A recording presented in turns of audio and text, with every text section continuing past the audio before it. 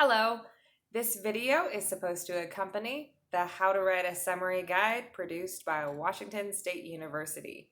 Throughout this document, I have some questions which I am asking my students to be thinking about, and throughout this video, I will provide answers to all of the questions which I have asked to help kind of really solidify your understanding of what a summary is and to help you along the way a little bit more. The How to Write a Summary produced by Washington State University doesn't tell you why they give you this advice, and I think that if you understand why they give you some of this advice, it will help you a lot in the long run. So I'm going to try and make it short, but this video will probably end up being around 10 to 15 minutes long. That's so that I can thoroughly answer any of the questions that you might have as you come through this document.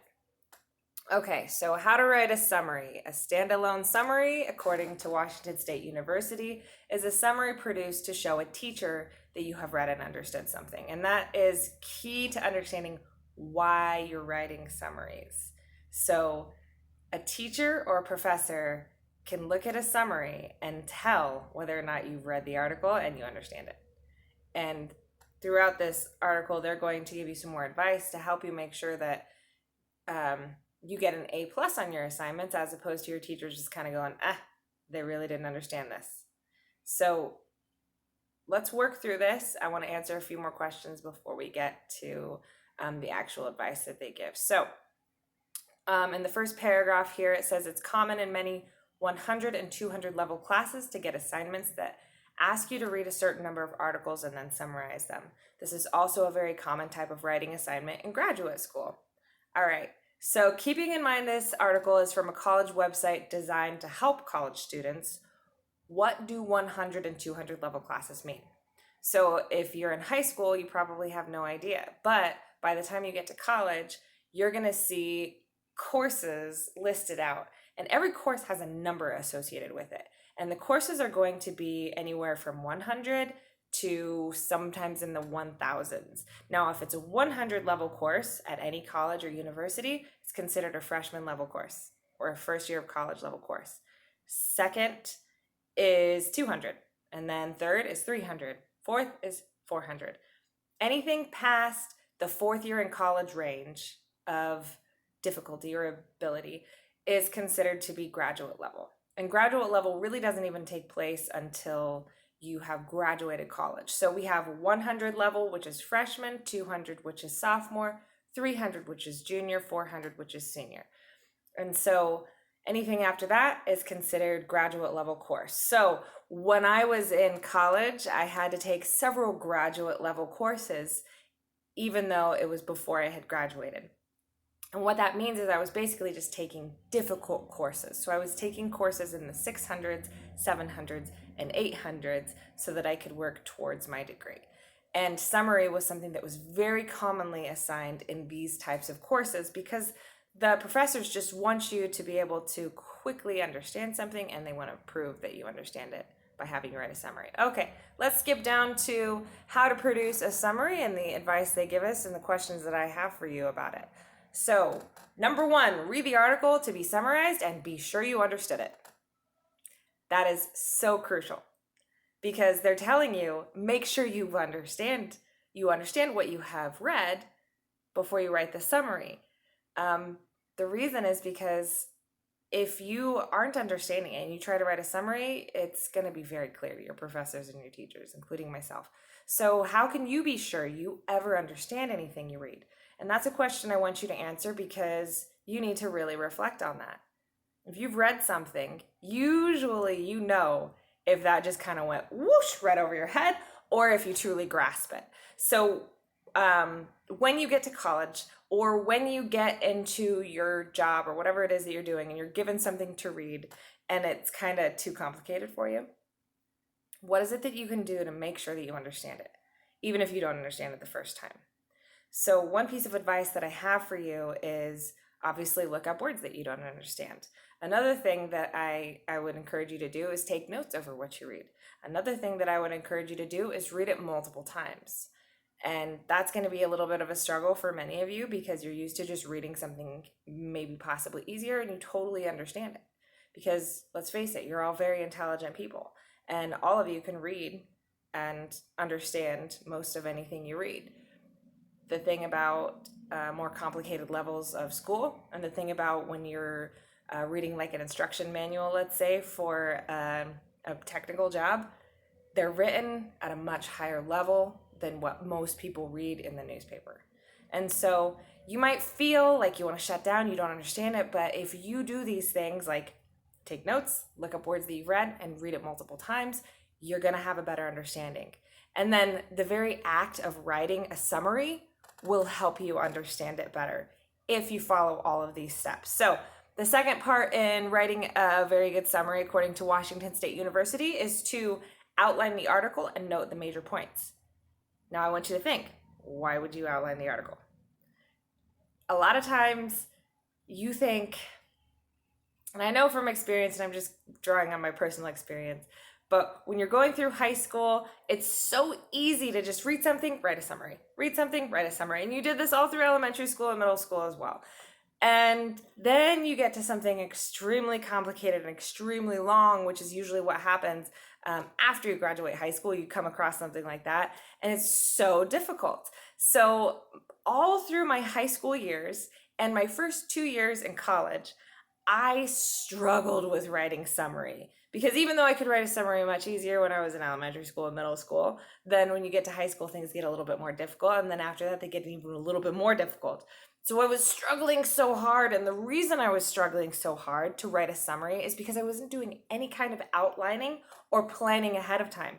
And the silly thing is, it seems like it's an extra task. It seems like it's burdensome, like there's all this extra work. I have to do all these extra notes. But in the long run, it turns out it actually makes it more simple. And so I was fighting against this outlining thing the entire time, when in reality, the best authors and the best writers are always using some kind of outlining. It's kind of like this. How many of you guys have ever seen somebody try and build a house without having a good understanding of what they're doing ahead of time, or without having any planning ahead of time? The same goes for doing something like a summary. You cannot build a summary in which you prove that you clearly understand something unless you thoroughly understand it, and unless you've done some planning. Otherwise, your summary is going to come out disorganized and looking like you don't understand what you're doing. So just take the time to do these little steps and you'll be far more successful. Okay, 3. The third thing that they recommend on how to produce a summary is writing a first draft of the summary without looking at the article. So the question I have for you, why do you think you would write a first draft without looking at the article? Now, there's many correct responses for this, but the response I'm going to take a stab at for why they suggested this is because a lot of times when teachers are reading over a summary to try and check and see if you understand something, is there will be a whole bunch of paraphrased sentences, almost taking the article and just picking out sentences and paraphrasing them and putting them down. That proves that you don't understand it. Because if you did understand it, you'd just simply answer the question, what was this about? And then you would explain it in all of your own words, paraphrasing and having a complete summary, basically. So if you're looking at the article while you're writing, it's going to be far more tempting just to pick out little sentences here and there and basically copy the article. Okay, so the next one is related directly to this, and this is number 4. Always, and I highlight always, use paraphrase when writing a summary. If you copy a phrase from the original, you have to be sure it is a very important phrase that is necessary and cannot be paraphrased. In this case, put quotation marks around the phrase. So my question for you is, what does paraphrase mean? And what happens if you copy a phrase but don't use question marks? So paraphrase, real quick, is kind of like summary in that you put something into your own words, but a paraphrase is taking a smaller section of that and putting into your own words. So like it'd be like you taking a couple sentences and then putting all of that into your own words and not using more than 2 or 3 words from that original information. So a summary takes an entire thing and condenses it and answers, what is this about? And a paraphrase takes a couple pieces of key points and puts that into your own words.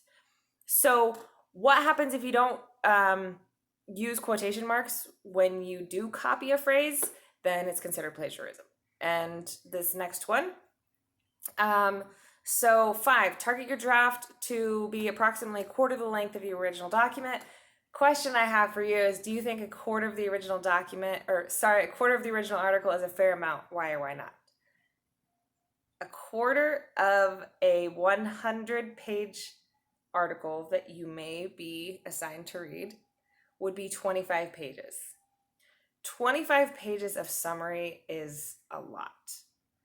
Now, if you are given a 3-page news article to read, is 3 paragraphs a fair amount of summary? Yeah, more or less. However, no matter what, whenever you're asked to summarize something, you really just need to make sure that it's complete. You have to have the main idea and you have to have the key points in there. So when I'm asking you to write 1-paragraph summaries, that's just a very condensed version of whatever it is that you are reading. And I think 1 paragraph to 2 paragraphs is usually a fair amount for a good summary. So the features of a summary. Washington State University suggests that you start your summary with a clear identification of the type of work, title, author, and the main point in the present tense. This is so incredibly important. One of my biggest pet peeves is reading a summary that doesn't reference the title and the author in the beginning. You need to use language that references this as a summary. If you don't say in this article or according to the author, if you don't say things like that and you just speak the information that was in the article, that makes it sound like it's your information that came from your head. So what it does is it's actually plagiarism. It's you taking somebody else's words, not giving them credit, and writing it down as if it's your own. And that's how it reads. So the whole time you're writing your summary, keep in mind, I want you to think about, what is this about? So read the article and then tell yourself or ask yourself, what was this about? So you write your first draft down without looking at the article. Make sure that you've read the article and you totally understand it. Then you write your outline, then you come back and you just revise and revise and revise. And you make sure that everything from the article is all together there. So moving down to the very bottom of the article, the last piece of advice that Washington State University gives is to write a complete bibliographic citation at the beginning of your summary. Complete bibliographic citation includes as a minimum the title of the work, the author, the source. And it says to use APA format. Okay, so this last piece of advice is specifically designed for those students who will be writing the most summaries in college. So the teachers who are going to give you the most types of summary assignments are going to be science and math teachers. They're going to give you huge pieces of information to read, and they're going to ask you to write summaries. And you're always going to have to use APA format for those. Now, what is APA format? If you go online and find out what it is, it's basically a list of things you have to follow when putting together a document. And I know that sounds utterly crazy, but that's why I want you to look this information up. What is APA format? It's a list of information that you have to it's like an instructional guide. Like, where do you put tabs? Where do you put spaces? Where do you put commas? How do you incorporate a citation for APA? So the reason why it's called APA is because that's what all of the science classes use. I know this sounds completely and utterly silly if you're not familiar with formatting. So the language classes, such as English, or even if you're taking something like, I don't know, social studies or world history, they're going to ask you to use MLA format. So there's several different kinds of formats. You can never memorize them all. You will have to utilize all of them if you're doing this for college. And your university, I can almost guarantee it, will have instructional guides for how to do these formats. And really, it's a matter of just being able to follow instructions. So, for my assignments that I'm asking you to do today, you don't have to use bibliographic citations or APA format. I really just want you to work on building really good summaries. I just wanted to let you know that those things, the bibliographic citations and APA formatting things, are just things that you're going to have to deal with eventually at some point if you ever want to go to any kind of college. And with that said, I hope that you got some answers out of the assignment that I gave for you today, and I hope you have a better understanding of Washington State University's guide for how to write a summary, in the hopes that telling you why you have to do these things will make you believe that it's really important to do these things.